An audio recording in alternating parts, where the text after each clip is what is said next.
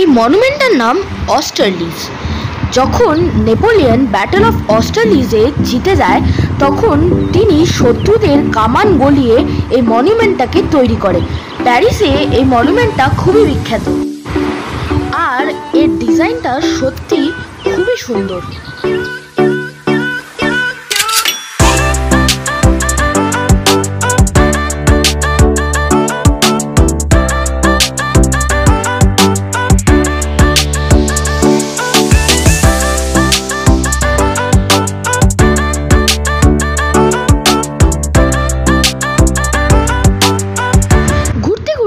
আমাদের টাইম চলে এসেছিল আইফেল টাওয়ারে যাওয়া, যেটা ছিল প্যারিসের সবথেকে ইম্পর্টেন্ট টুরিস্ট সাইট।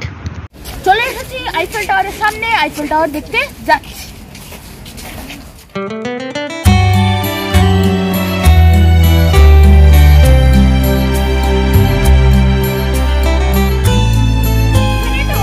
অবাক ব্যাপার দেখতে পেলাম, ওই দূরে আপনারা দেখতে পাচ্ছেন একটা ডাস্টবিনের জায়গা। এখানকার ডাস্টবিনের জায়গাটা খুবই নতুন আর একটু অদ্ভুত দেখতেও। আর একটা জিনিস ভালো, এই জায়গাটা খুবই ক্লিন। আমার এখানে এসে একটাই জিনিস মাথায় ঘুরছে আর একটাই রিকোয়েস্ট আপনাদেরকে আছে, প্লিজ ইন্ডিয়াকেও এরকম ক্লিন রাখবেন।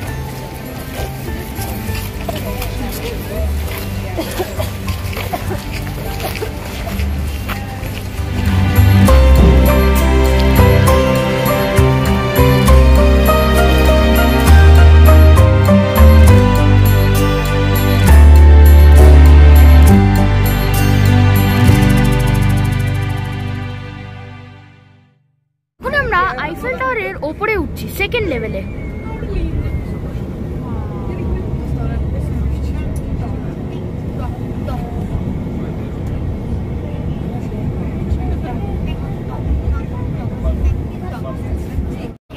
তো আইফেল টাওয়ারের ওপরে ঠিক এরকম দেখতে লাগে আর এখানকার ভিউ দারুণ।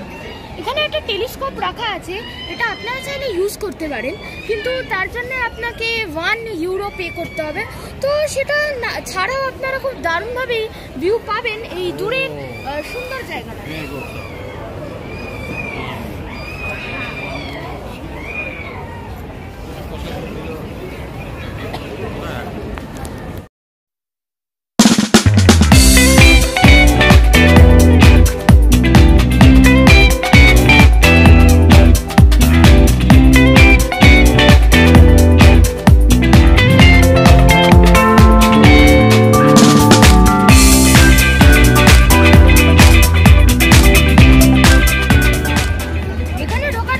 টিকিট লাগবে আর টিকিট নিয়েই আপনাকে টিকিট কাউন্টার নিচে আছে, ওটার তো বিরাট লাইন, কিন্তু আমাদের লাক আজকে ভালো ছিল, বেশি লাইন পড়েনি।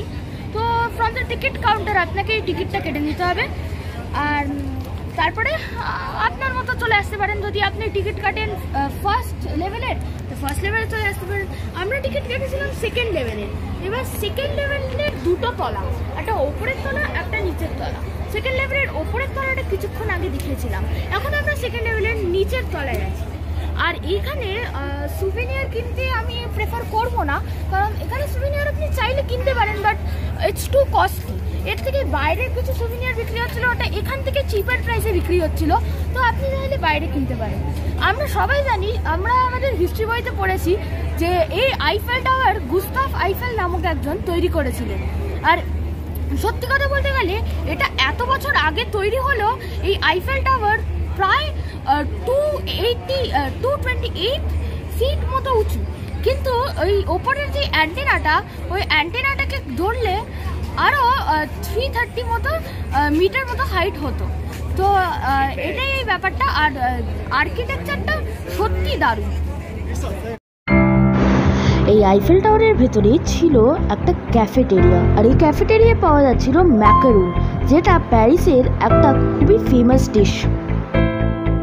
আর এই নানা রঙের ম্যাকারুনসগুলো দেখে সত্যি জিভে জল চলে আসছিল।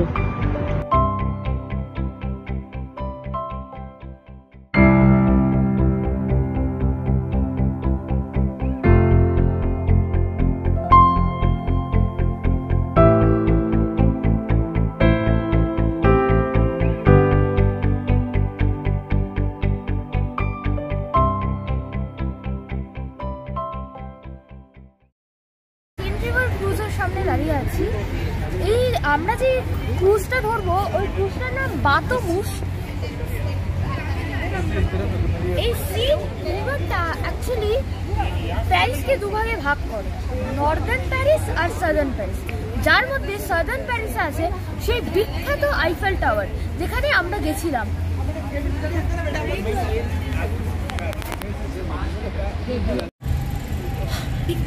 আমাদের বোটের ওঠার টাইমটা একটু দেরি করে হবে, তো ততক্ষণ ভাবলাম এখানকার একটু লোকাল সাইট সিইং করে নিই।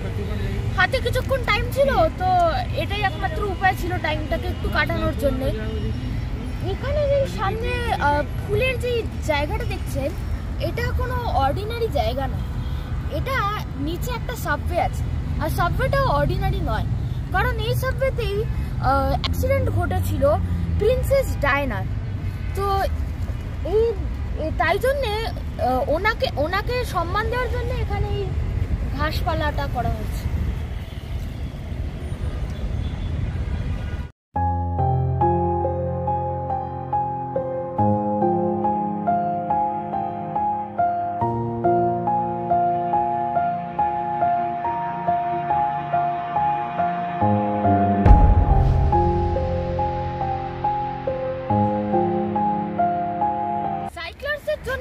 আমি একটা কথা বলতে চাই, এখানে একটা জিনিস আমি খেয়াল করলাম আর আমার খুব ভালো লাগলো।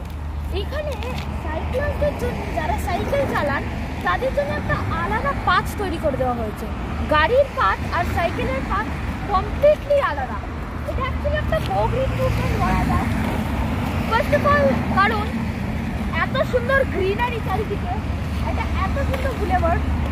আর সেকেন্ড অফ অল গভীর মুভমেন্ট, কারণ যাদের তেল খরচা না হয় গাড়ি চালানোর জন্য বা তেল খরচা না হয় ট্রান্সপোর্টেশনের জন্য, cycle is a good thing. আর এইটাকে ডিনোট করার জন্য এই দুটো সিম্বল দেখানো হয়েছে।